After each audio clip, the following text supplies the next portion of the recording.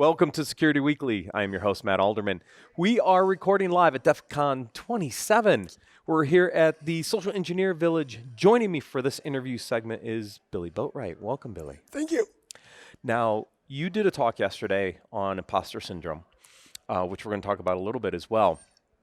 Give us a little background, though, because you have you have a unique point of view. So I want people to kind of hear. Yeah. I started as my adult life as a bartender on the Las Vegas Strip for about a decade. I took Chris's social engineering class at Black Hat 7 years ago and realized, oh, that's what I've been doing all my time bartending. And as the years went on and I wanted to transition out of bartending, I went, maybe I could be a social engineer. Wow. I already had that skill set. Right. I just had to pick up some more technical things along the way. And so from bartender to social engineer, just like that. It's a pretty seamless transition because of the skill set a bartender has. I just didn't know the labels. I didn't know I was building rapport. I was just trying to get a $10 tip. Right. Now you can use that skill to maybe do a whole lot more. Exactly. It's way more, potentially worth way more than $10. Exactly. But all the rapport building, all the being able to talk to the guy that only has money for a beer to the guy that's paying with his American Express Black Card. Right. I had the skills to be able to talk to all of them. That's really interesting. So let's talk about your talk yesterday on Imposter Syndrome. What's the thesis behind the talk? The thesis behind the talk was I discovered a Babe Ruth quote when I was 10 years old. If you're good enough to have a bat in your hands, you're good enough to swing it. My first year of baseball, I was too afraid to swing at a pitch.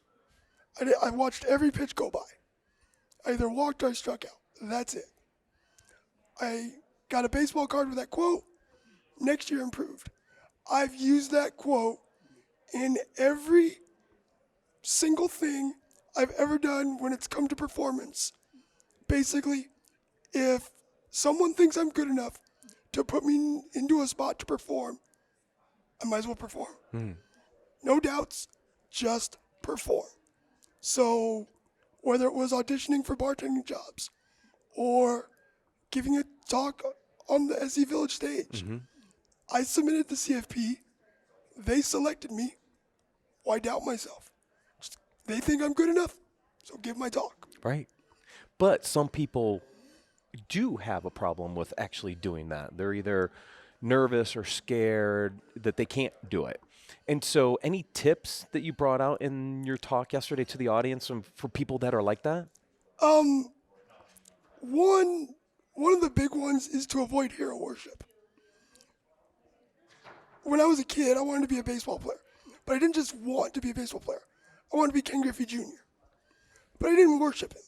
I wanted to emulate him. So when I joke around and say, when I grow up, I want to be Chris Hadnagy, I want to emulate his SE skills. Right.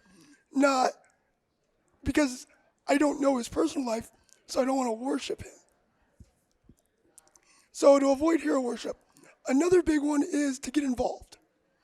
Whether it's volunteering at a B-Sides or signing up for a competition. The competition one's a big one because the mutual suffering of, say, the SECTF or signing up for a class where you have to, have hard homework or something. You'll build a bond with people. And then when you go to your next DEF CON, you've got 10 friends. And then they introduce you to 3 people. Right. Now you've got 30 friends. Right.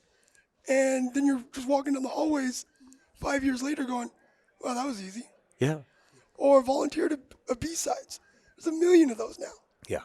All over, including the ones this week. We stay at the Tuscany Suites. We stay with the crew over there. I've been on staff there for 7 years because I'm local to Las Vegas. Right. Yeah, and they're all over the world Yeah. at different times of the year. As you think about what you did yesterday, I'm curious whether how do you feel now that you've done it, right? And you've kind of made this progression. This is your first time on a podcast Yes, too, it is. right? So I said, take it easy on you. Um, what do you feel right now?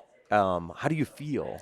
You feel, I feel good. yeah, That was my third SC Village talk yesterday.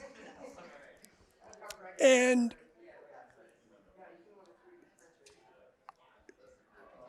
I felt nervous the first two, yeah, but not like I didn't belong, just your standard yeah, nerves. right, Like I don't equate nervousness with imposter syndrome.